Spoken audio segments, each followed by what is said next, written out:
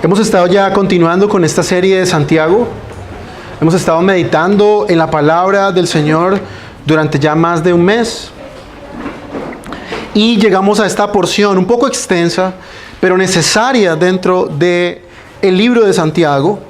Y yo creo que Santiago lo vamos a ver el capítulo 2. Rápidamente lo vamos a ver casi que en 2 domingos. Próximo domingo veremos desde el versículo 14 hasta el final. Lo vamos a hacer todo de una vez. Y luego empezaremos capítulo 3. No es porque esté afanado, sino porque el argumento del autor, considero yo, está basado sobre 2 ideas en el capítulo 2. Así que cuando venimos a esta porción, no podemos olvidarnos del contexto inmediato. Santiago nos dice en el versículo 27 del capítulo 1, 3 elementos de la religión verdadera, 3 elementos que comprenden la verdadera religión pura y sin mancha delante de Dios. Y como vimos hace 8 días, esos 3 elementos consisten en primer lugar en un correcto uso de la lengua, una forma correcta de hablar, una forma correcta de expresarnos y de usar nuestras palabras. En segundo lugar, Santiago nos dice que la religión verdadera consiste en ocuparnos, en preocuparnos, en estar atentos a los necesitados.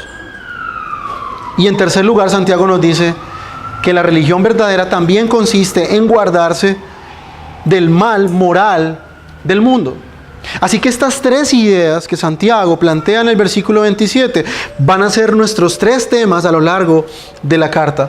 No necesariamente en el mismo orden en que Santiago los muestra, pero sí estos 3 elementos están presentes en el resto de la carta. Así que a manera de continuación, en esta mañana vamos a enfocarnos en ese segundo elemento de la religión verdadera, del cristianismo verdadero, y es el hecho de ocuparnos de una manera correcta en los necesitados. Así que Santiago ahora pasa a hablar de un pecado, hermanos, que es muy común dentro de las iglesias en nuestra época. Un pecado, hermanos, que pasa desapercibido para muchos de nosotros, pero como hemos leído en el texto, realmente tiene un peso muy grande en la vida de una congregación, en la vida de un creyente también en particular, y es el hecho de la acepción de personas, o como veremos en esta mañana, el favoritismo dentro de la iglesia del Señor. Ahora, cuando hablamos de favoritismos, hermanos, estamos hablando de que los seres humanos tenemos una forma de diferenciar a otros seres humanos. La manera en que nosotros juzgamos a otras personas está guiada y está demarcada por estándares, como los que el mundo también usa. Los seres humanos por naturaleza juzgamos a otras personas y tratamos de clasificarlas de acuerdo al menos en nuestro contexto, a las posesiones materiales y sus bienes materiales. Muchos de nosotros, hermanos, tendemos a tratar mejor a aquellas personas que gozan de un estatus económico privilegiado, y tratamos de, muchas veces por nuestro pecado, de obviar o hacer a un lado a aquellos que no la pasan tan bien o que por su situación económica no es muy buena. Así que Santiago ha detectado este problema en las congregaciones, en estos hermanos que están fuera de Palestina, que están pasando por unas duras persecuciones, y se dio cuenta, obviamente, que el doble ánimo de estas personas estaba llevando a estos hermanos a tratar y de hacer una diferenciación, una clasificación dentro de las personas de acuerdo a su posición social.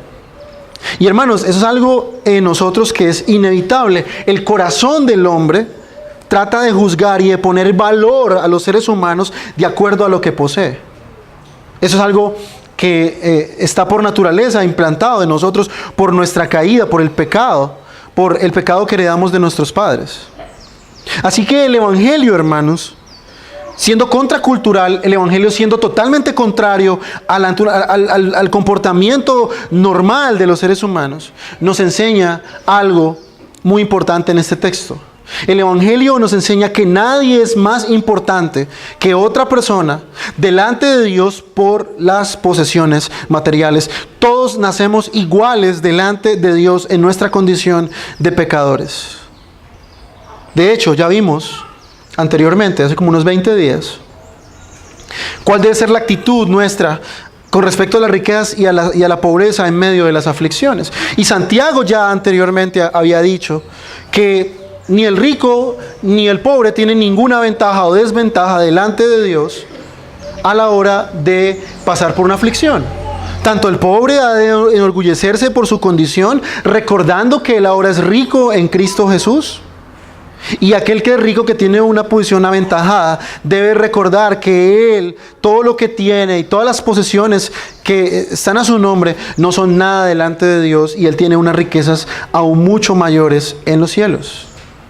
Así que Santiago, habiendo hablado de esto, nos recuerda una vez más que los ricos y pobres delante del Señor no son nada. Que aunque los seres humanos juzguen de acuerdo a cosas tan vanas como la belleza, como la inteligencia, como las metas cumplidas, el poder o la fortuna que alguien pueda poseer, Dios juzga de acuerdo a los 10 mandamientos.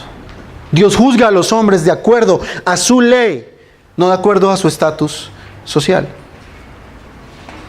Así que, hermanos, a medida que nos abrimos paso, camino, en medio de esos 13 versículos del capítulo 2 de Santiago, Santiago aborda una discusión sumamente práctica acerca de la maldad que existe cuando un creyente empieza a discriminar a otros creyentes.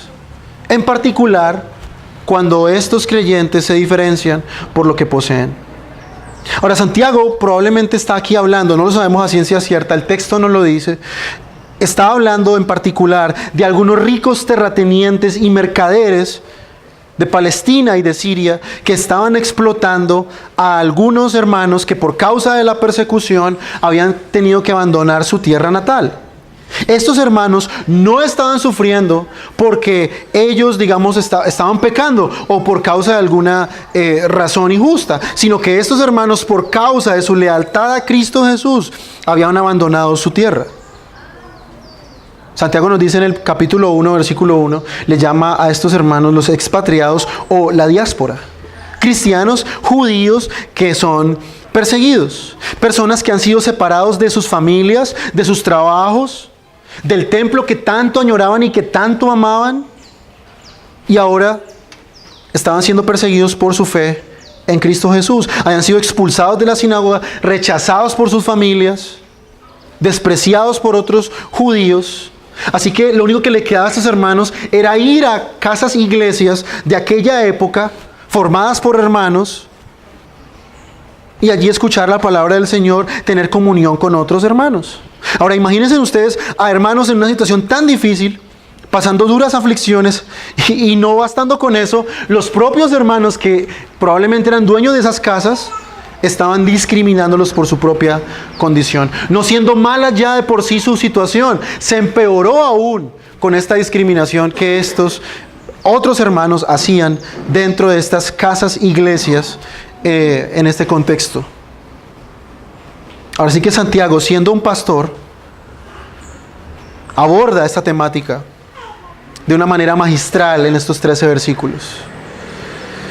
En el primer siglo, hermanos, igual que en nuestra época, en nuestra sociedad, las clases sociales o las personas estaban divididas en clases sociales. Ricos, dueños de tierras, y pobres que en su gran mayoría trabajaban como esclavos. Recordemos que estos esclavos no eran como los esclavos de la época moderna, sino que estos esclavos vivían en las casas de sus amos. Ellos compartían el hogar, ellos tenían de pronto una habitación o un lugar donde ellos vivían allí.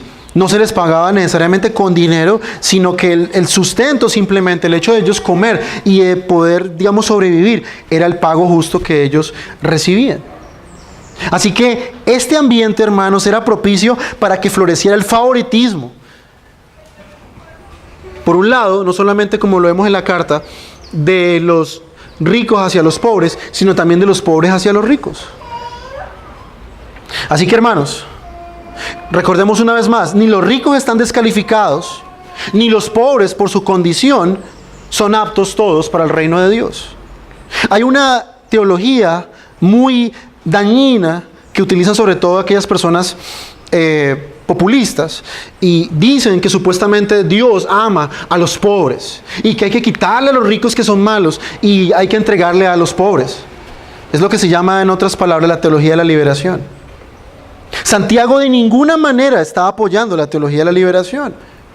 De ninguna forma está justificando a unos para quitarle a esos ricos y darle a los pobres. Santiago no está hablando de eso.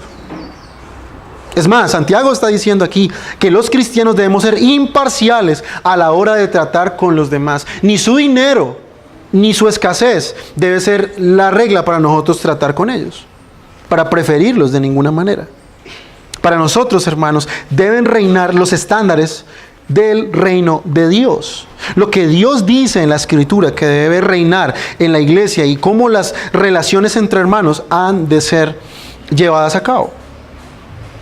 Por eso Santiago cita la ley en este texto. Santiago dice que la ley es lo que ha de juzgar y ha de, en cierta manera, gobernar todos los asuntos y las relaciones dentro de la iglesia. Ahora, hermanos, si nosotros contextualizamos un poco más este pasaje, hoy en las iglesias esto es lo que abunda. Vemos inclusive iglesias para gente de estrato 5 y 6 inclusive. Yo conozco iglesias donde solamente allí los miembros son personas que tienen un estatus económico alto. No hay espacio, no hay lugar para hermanos de humilde condición o de una condición de desventaja. Son iglesias hechas con la visión, entre comillas, como le llaman ellos, de alcanzar a los ricos, a las élites.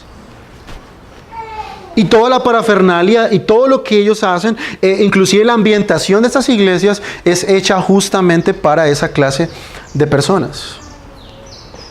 Por ejemplo, hermanos, ¿cuándo veremos, y voy a decirlo con nombre propio, a una sucursal de la iglesia de Hillsong en un pueblo, por ejemplo? Eso jamás, es impensable. La iglesia de Hillsong está hecha para personas, para hipsters en Nueva York que viven y ganan cierta cantidad de miles de dólares. Impensable que una iglesia así esté en un pueblo. Eso no trae a personas, eso no trae a gente humilde. Es imposible. Hermanos, la iglesia de Dios hoy día está gobernada por otros estándares menos que los estándares de la palabra de Dios. Eso lo podemos evidenciar por la clase de iglesias que se forman hoy día en nuestro contexto. Se mira más a la condición social. Y el evangelismo, en cierta manera, está guiado únicamente a cierta clase de personas, haciendo acepción de personas, teniendo favoritismo. Ahora la pregunta es, hermanos, ¿Dios juzga a los hombres de esa manera? Ya nos quedó claro en el capítulo 1 que no. Dios no juzga a los hombres en base a su cuenta bancaria, en base a toda la cantidad de bienes raíces que tiene, en base a las inversiones que tiene, las empresas que es dueño. Para Dios eso no significa nada. Para Dios todos los hombres son juzgados con el mismo rasero. Así que Santiago nos dice que el cristianismo es diferente a cualquier religión. En el hinduismo, por ejemplo, hermanos, existe el sistema de castas, donde entre más pobre sea una persona, entre más sufrimientos tenga, en la reencarnación próxima, esa persona tendrá supuestamente algunos beneficios. Por eso ustedes ven que en la India la gran mayoría de las personas viven en una pobreza terrible. No es ni siquiera por la cuestión del gobierno, aunque tiene que ver, pero es más por el hecho de la cosmovisión que esta religión maneja. Las personas entre más pobres, entre más aflicciones, en el próximo ciclo de reencarnación, ellos van a tener una vida mejor.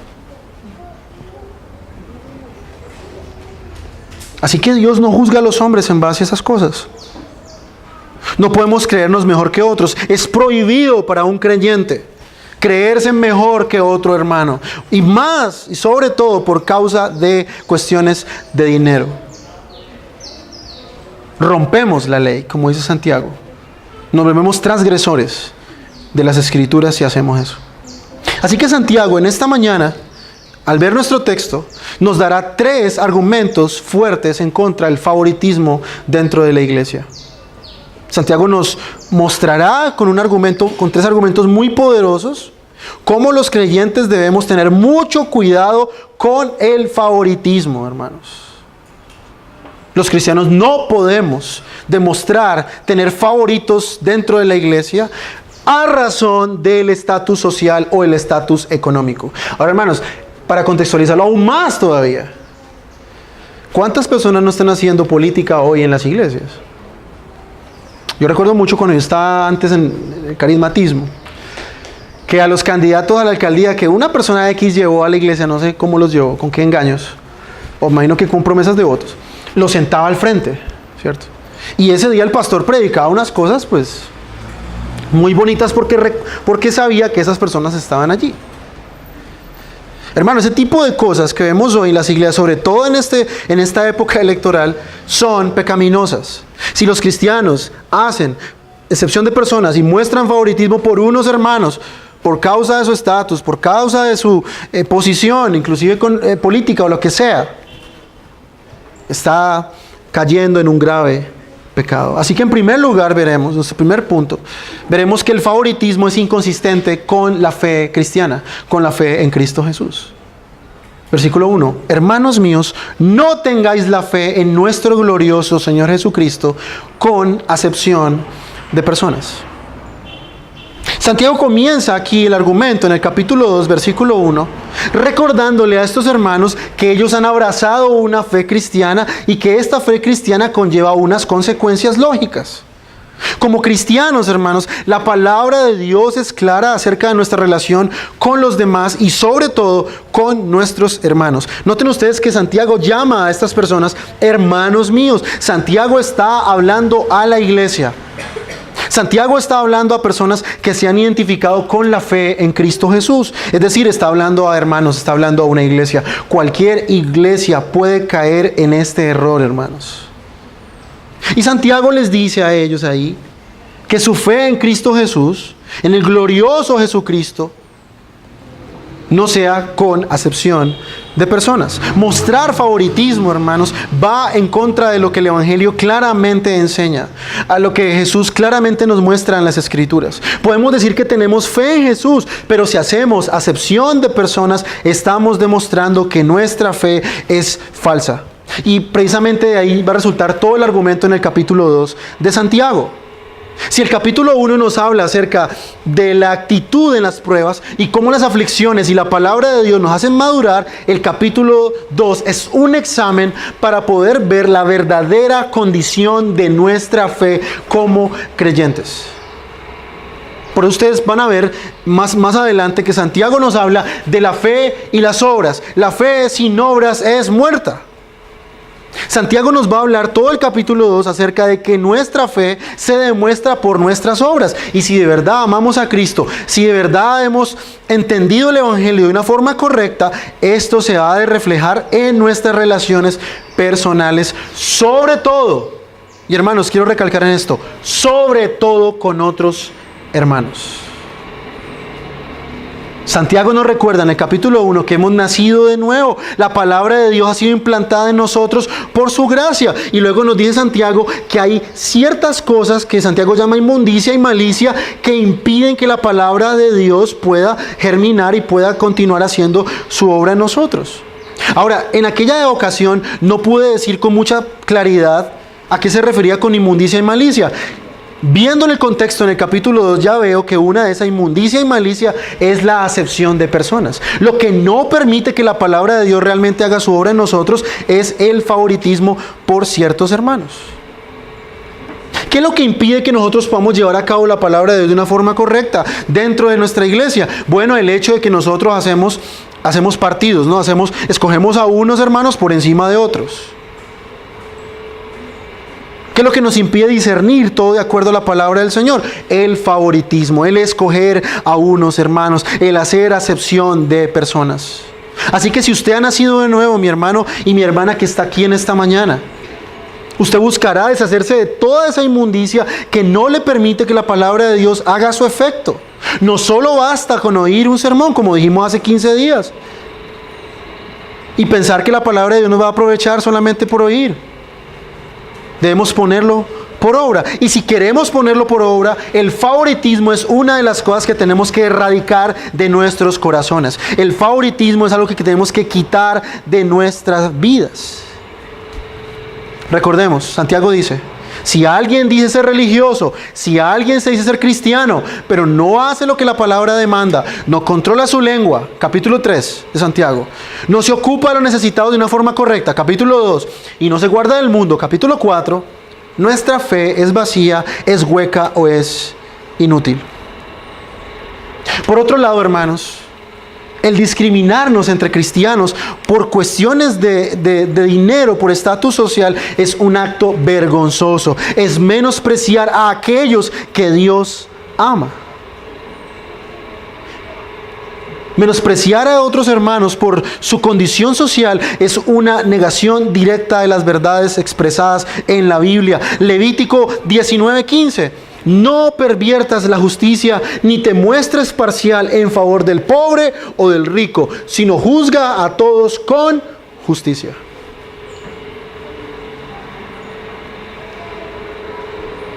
Aún el Levítico 19 nos muestra cómo los creyentes tienen prohibido el hacer favoritismos por uno o por el otro, o por el rico o por el pobre. Algunos pueden pensar, bueno, vamos a defender al pobre. Y eso puede sonar como una buena causa. Pero según el Señor en su palabra, inclusive hacer todo un favoritismo a favor del pobre también es pecado. Está prohibido. Ahora, otra cosa que encontré también muy interesante, hermanos, en el texto, es que la palabra acepción de personas allí en el original se puede traducir como recibir la cara, digámoslo de esa manera. Y da a entender que este juicio que estaban haciendo estos hermanos solo se hacía teniendo en cuenta la apariencia externa. Es decir, los cristianos no podemos discriminar a otros hermanos por razón de su apariencia física, por su color de piel. Por eso es que el racismo es una cosa vergonzosa. Es triste ver, sobre todo en los Estados Unidos, cómo hay iglesias donde se separan a las personas blancas de las negras. Uno dice, ¿qué clase de evangelio cree esta gente? Inclusive ellos dicen que hay un evangelio, un gospel negro, solamente para ellos. Un evangelio negro y un evangelio blanco. Hay toda una cultura alrededor de esta separación ridícula que hay entre cristianos en países donde es más marcado como Estados Unidos. Y menos todavía, esta palabra nos da a entender que un cristiano puede discriminar a otro por su vestimenta. Hay hermanos que piensan que porque un hermano no se viste de marca, es un hermano que no es digno de ser mi hermano. Una persona porque se vista de una forma humilde, no es digno de ser un creyente. Y eso es muy común verlo hoy en las iglesias. Se le dice a los creyentes que ellos tienen que tener la mejor ropa porque ellos son los hijos del rey. Entonces uno piensa, ¿cómo harán esos hermanos que van a estas iglesias y no tienen dinero para comprar ropa de marca? Bueno, ellos son hechos a un lado. Ellos son discriminados por eso. Por eso Santiago nos dice, y él arranca el argumento en el versículo 1, mostrándonos de cómo el juzgar de esta manera superficial va en contra de la enseñanza clara del evangelio. Hermanos, el favoritismo está fundado en el pecado humano, en estándares equivocados, en un juicio incorrecto.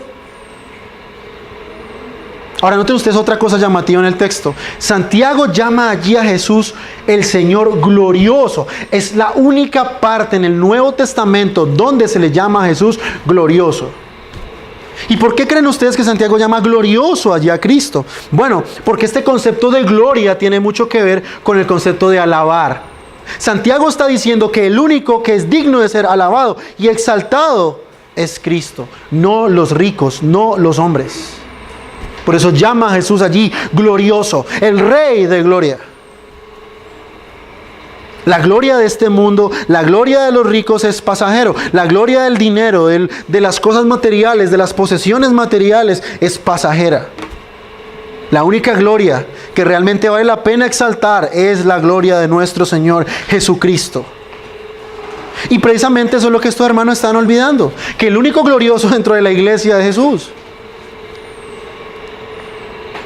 Todo el reconocimiento debe ser para Él, no para los hombres ricos. Así que, hermanos, este punto va a ser breve porque nos espera un gran argumento ahí para abajo. Lo realmente importante entre cristianos no es cuánto tenemos. No podemos juzgar a otros hermanos en base a lo que tienen. cómo se visten, qué trabajo tienen, ni cuánto tienen en el banco, ni cuánto gana. Hermanos, si esas cosas para Dios son irrelevantes, han de ser irrelevantes también para nosotros. Si Dios trata a los hombres con un mismo rasero, también nosotros debemos hacerlo. Debemos ser coherentes con la fe que nosotros hemos profesado. Solo Jesús es glorioso. Solo Él merece toda gloria y todo honor, y no los hombres.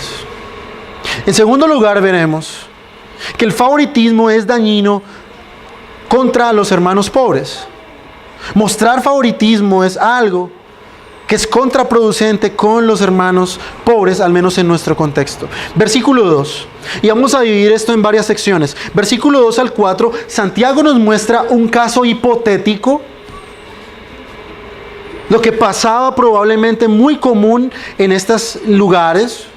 Y luego, del versículo 5 en adelante, Santiago nos da unas razones teológicas de por qué hacer acepción de personas es algo equivocado, es algo inclusive pecaminoso. Santiago nos muestra allí una palabra muy interesante, la palabra congregación. Dice, porque si en vuestra congregación entrare un hombre con anillo de oro. Cuando Santiago usa la palabra congregación, usa en griego la palabra sinagoga. Santiago nos da a entender de que esta reunión de hermanos todavía se daba en un contexto de un corte de cristianos judíos, ¿cierto? Y esta palabra sinagoga nos da a entender que esto ocurría dentro de la reunión dominical de instrucción y de adoración. Debemos recordar que estos hermanos no tenían sino el único lugar de reunirse, era allí precisamente en estas casas iglesias. Así que el día de la adoración, el día domingo, era el lugar donde todos estos hermanos se reunían en la congregación. Y dice después el texto, entrare un hombre con anillo de oro y con vestido espléndido. Aquí la palabra anillo de oro nos da a entender, dentro del contexto más antiguo, el anillo de oro era un anillo que utilizaban ciertas personas que mostraban un estatus alto. No es como hoy día que vemos que cualquier persona puede usar un anillo de oro, sino que en aquel momento solamente el anillo de oro estaba reservado para esas personas que tienen un estatus alto. Y luego dice con vestido espléndido. Este vestido espléndido era un vestido brillante que lo que hacía era recordar que estas personas, o que hacía recordar que esas personas tenían una cierta pensamiento hacia los seres celestiales. Ellos creían que eran superiores a los demás hombres. Así que Santiago dice que estas personas probablemente no eran creyentes, probablemente sí, no lo sé. Santiago no dice, entraban a la iglesia, venían, eran invitados probablemente por alguna persona, o se enteraban que había alguna reunión de cristianos y ellos llegaban allí. Su ropa y sus joyas demostraban su estatus social, eran fácilmente identificables. Luego también entraban algunos hermanos, probablemente después de una larga jornada de trabajo, siendo esclavos. Mire cómo Santiago los describe. Dice, también entraré un pobre con vestido andrajoso. Noten ustedes el contraste entre un vestido espléndido y un anillo de oro y un vestido andrajoso. La palabra que Santiago usa allí para andrajoso es la misma palabra que Santiago usa para inmundicia. Es decir, eran personas que tenían una ropa supremamente sucia, mal presentados. Estos hermanos no tenían ropa de domingo como probablemente nosotros tenemos, ¿cierto? El vestido del domingo, la ropa del domingo, esta camisa únicamente para el domingo. Esos hermanos con la misma ropa que salían de trabajar probablemente, la única muda de ropa que tenían, la única ropita que tenían, con esa iban a la iglesia, sucios. Versículo 3, y os fijareis en el que trae el vestido espléndido, y le dijeres, siéntate tú aquí en buen lugar. Y dijeres al pobre, estate tú allí en pie, o siéntate aquí debajo de mi estrado. Ahora, lo peor, hermanos, que podemos nosotros ver, y lo que Santiago plantea en el texto, no es simplemente el hecho que ellos estén actuando como el mundo, sino que ellos están tratando a hermanos en Cristo, a personas que han creído en la fe de Jesucristo. Y algo peor que estar sufriendo por la causa de Cristo es que este sufrimiento también venga de aquellas personas que dicen creer en el mismo Dios que yo creo. Estos hermanos estaban pasando duras aflicciones, como dije anteriormente. Y no solamente eran discriminados por estos ricos, sino que también por los mismos hermanos. Noten ustedes el gran sufrimiento de estas personas. Ahora, hermanos, ¿cuál es nuestro pecado? Preferimos dar un trato preferencial a aquellos que tienen buena posición económica. Imagínense usted, hermanos, que nosotros entra alguien aquí pobre y nosotros le dijéramos a esa persona: ay, hermano, qué pena, pero usted no se puede sentar aquí adelante. Le toca que se siente en el suelo ni siquiera, en una silla, en el suelo, al lado de otra persona. Que entrara una persona, probablemente un hermano, que fuera una persona en la calle. Supongamos que hubiese una persona indigente que fuera un hermano en la fe, que haya creído verdaderamente en Cristo, pero todavía en una condición desfavorable, y él tuviera que sentarse en el suelo, mientras que el hermano que trabaja en la alcaldía, que tiene un buen puesto, probablemente el secretario de gobierno, no sé, una cosa así, se sentara aquí adelante. Ese tipo de cosas estaban haciendo dentro de la iglesia. Ahora, no era en un lugar público, era en la iglesia del Señor, era dentro de la congregación de los santos. Era algo, hermano, vergonzoso, era algo reprochable, cristianos actuando de esa manera.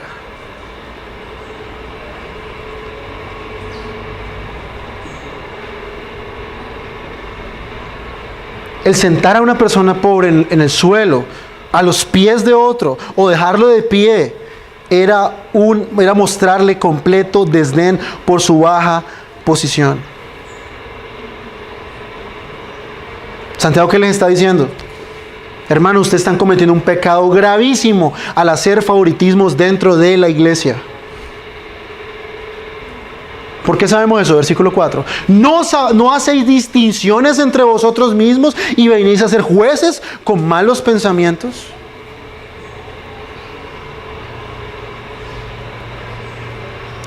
Volvemos al mismo punto. Estos hermanos no son pobres cualquiera, son hermanos por causa del Evangelio. Han sufrido duras aflicciones y persecuciones. Se han quedado sin nada, sin familia, sin posesiones, sin ropa, inclusive. Hacerlos sentar en el suelo mientras a los ricos se los sientan en los primeros asientos es algo repulsivo. Es piedra de tropiezo para el hermano. ¿Qué pueden pensar los hermanos más pobres de aquellos que prefieren a los ricos? ¿Qué creen ustedes que pueden pensar? ¿Seríamos nosotros capaces de tratar así a aquellas personas que comparten con nosotros la misma ciudadanía celestial? Santiago dice que estos hermanos que hacen esto se están convirtiendo en jueces. Están juzgando de una forma equivocada los asuntos dentro de la iglesia. ¿Quién es el único que puede juzgar y hacer distinción entre los hombres? Dios. Santiago dice, ustedes por una mala motivación se están convirtiendo en jueces dentro de la iglesia. Hermanos, cuando estamos juzgando a los hermanos en razón a su situación económica, estamos actuando como jueces con una motivación totalmente equivocada. Cuando alguien juzga y mira y hace distinción entre un hermano y el otro por lo que tiene, solo nos está demostrando sus malas motivaciones en su corazón. Juzgar por cosas externas no es otra cosa que demostrar la malicia que hay dentro del corazón humano. El que está haciendo distinción entre el rico y el pobre se está olvidando que Jesús murió tanto por el que tiene como por el que no tiene. La salvación, la redención se aplica igual a todos los hombres, no hay distinciones. Hermano, si usted tiene esa costumbre de tratar mejor a unos por su dinero que a otros, usted se está convirtiendo, o es de hecho, un juez. Está tomando un lugar que solamente le corresponde a Dios tomar. Iglesias donde los pastores tratan mejor al hermanito que deja la ofrenda más grande, y al hermanito que no da nada lo tratan peor. Están actuando mal, están actuando como jueces, están tomando el lugar que solo le compete a Dios. ¿Notan ustedes lo repulsivo que es esto? Lo terrible que es tratar a unos mejor que a otros por cuestiones de dinero, por cuestiones de posesiones materiales. Ahora, Santiago no termina ahí, Santiago sigue, nos da unas razones teológicas, versículo 5. Hermanos míos, oíd. Ahora, noten ustedes esta palabra que Santiago está usando aquí. Santiago quiere tener la atención de estos hermanos. Y nos va a dar al menos 3 razones teológicas. En primer lugar, Santiago dice, hermanos míos, oíd, ¿no ha elegido Dios a los pobres de este mundo para ser ricos en fe y herederos del reino que ha prometido a los que aman? En primer lugar, estas distinciones van en contra de la elección de Dios. Aquí, hermanos, somos una iglesia reformada donde creemos en la elección. Creemos que Dios ha escogido soberanamente pecadores de entre todos los pecadores para darles gracia y misericordia y darles vida eterna. Ahora, si Dios ha escogido a estas personas, ¿quién soy yo para pensar que Dios se ha equivocado en la elección? Cuando yo trato a un hermano pobre de una manera así o mal, estoy diciendo que Dios escogió mal a su pueblo. Hermanos, la iglesia, todos los que estamos aquí, no vinimos a esta iglesia porque yo los escogí. Yo dije, bueno, le voy a hablar a este hermano y voy a traer a este hermanito y voy a traer a esta hermanita porque me caen bien. A esos hermanitos que no me caen bien, yo los voy a dejar por fuera. No, hermano, el pueblo de Dios ha sido escogido por Dios. Así que si yo digo, creo en la elección, pero trato a los hermanos con favoritismo, en el fondo no creo en la elección, es mentira. Una iglesia reformada donde se haga distinción de hermanos no es una iglesia reformada, no cree en la elección de Dios. Dios es el que ha elegido a su pueblo. Dios ha escogido a todos y cada uno de los que hacen parte de su pueblo. Tratar a un hermano de una manera con favoritismo es simplemente negar que yo creo en la elección. ¿Quién soy yo para desechar la elección, hermanos? ¿Quién soy yo para cuestionar a Dios en aquellos que hacen parte de su cuerpo, que hacen parte de su iglesia? Si Dios los eligió, ¿quién soy yo para descalificar lo que Dios ha elegido? Así que, hermanos, si usted hace escogencia, es que me cae mejor esta hermanita porque ella me lleva a comer, porque tiene plata. Este hermanito es chévere porque tiene una casa grande, chévere ir allá. Ay, no, yo no voy a la casa de este hermano porque es que no tiene ni qué ofrecerme. Hermano, eso es pensar que la elección de Dios ha fallado y que no se ha dado dentro de la iglesia. Si usted dice cree en la elección, debe estar totalmente de acuerdo que el que escoge a los hermanos dentro de la iglesia es Dios y no usted. Dios eligió a cada cristiano, lo hizo soberanamente. ¿Cómo nos podemos creer capaces de cuestionar las decisiones de Dios?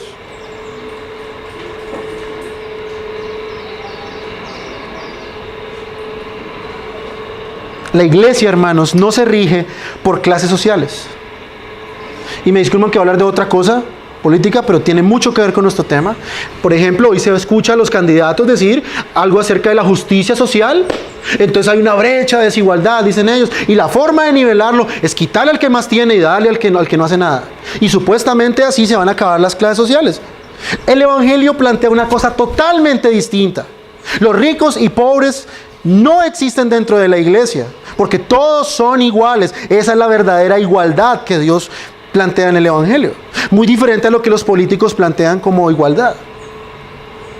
En la iglesia nos damos cuenta de que delante de Dios no tenemos nada, que todo es por gracia, y si tenemos algo es porque Dios lo quiso.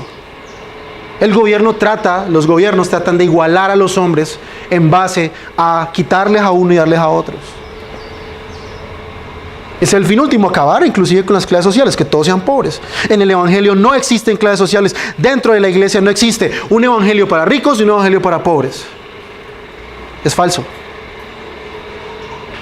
El dinero, el estatus que el dinero da, una posición, no existe dentro de la iglesia, hermanos. Si aquí se congregara el presidente de la república, él no sería más que un hermano más dentro de la iglesia. Si aquí se congregara el gobernador del Tolima, el alcalde de Ibagué, él sería un hermano más dentro de la iglesia. No existen posiciones destacadas dentro de la iglesia. Si aquí se congregara, hermano, Jardín Lule, si aquí se congregara Santo Domingo, sería un hermano más en medio de todos nosotros. Su posición ventajosa, por muchos miles de millones que tenga, no le hacen más merecedor de la salvación que un hermanito que es barrendero, que un hermanito que trabaja que tiene un trabajo bien humilde. La iglesia juzga todo desde una perspectiva espiritual, más no material. Los valores del mundo no funcionan, o al menos deberían no funcionar dentro de la iglesia de Cristo. No importa si es un hermano adinerado o si es un hermano humilde. Debemos recordar que uno no es más que el otro. Uno fue escogido por Dios, el otro también. No son menos que nosotros, los otros no son más que nosotros. Ahora, Santiago nos dice que estos pobres, ahora, hay que recordar aquí algo, hermanos. Santiago no es un teólogo de la liberación. Santiago no está hablando de todos los pobres en general. ¿De quién está hablando? De los hermanos que son pobres, cristianos pobres. Dios los eligió para hacerlos ricos en fe, no los pobres en general. Y esa teología de liberación va muy de acuerdo con el socialismo, ¿cierto?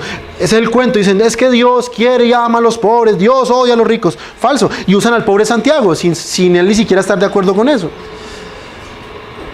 Dios ha prometido hacer ricos en fe únicamente a los creyentes pobres, no a todos los pobres en general. ¿Por qué digo esto? Mire cómo dice el texto: para ser ricos en fe y herederos del reino que ha prometido a los que le aman. Hay una característica especial de estos pobres: le aman a Él, aman a Dios.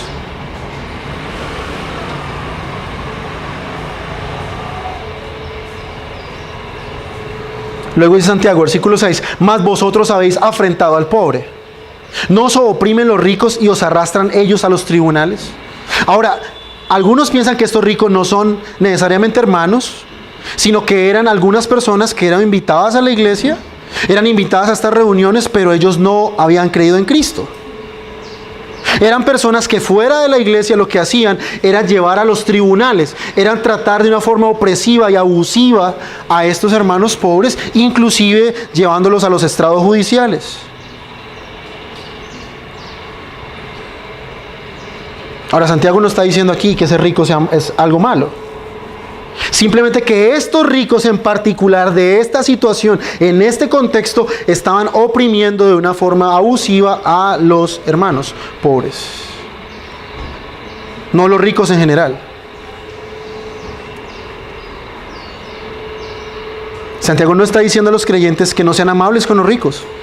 Simplemente están tratando de transmitir que no hagan acepción de personas, favoreciendo a los ricos a expensas de los pobres. Eso es lo que Santiago se está refiriendo en este texto. Es más, Santiago, ¿por qué podemos pensar que estos hermanos trataban a los ricos así? Porque probablemente algunos de estos hermanos les trataban bien para poder obtener algo de ellos. Es decir, muchos de estos ricos estaban, por medio de vías ilegales, prácticas ilegales, estaban obteniendo su riqueza. Es decir, los cristianos estaban del lado equivocado. Estaban favoreciendo a personas ricas y menospreciando a los hermanos pobres. ¿Qué es lo que debemos hacer los cristianos? Defender a los hermanos pobres, en vez de ponernos del lado de los que quieren explotarles, que quieren aprovecharse de ellos. Que no necesariamente, como digo y aclaro, no son todos los ricos.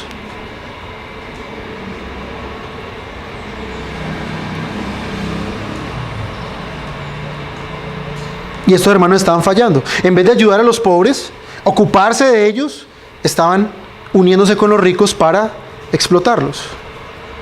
Y finalmente Santiago da una tercera razón, y es el hecho de que estos ricos blasfemaban el nombre de Dios. Dice, ¿no blasfeman ellos el buen nombre que es invocado sobre vosotros? Santiago nos está diciendo, y la tercera acusación de Santiago es que estos ricos se burlaban de la fe de estos hermanos pobres.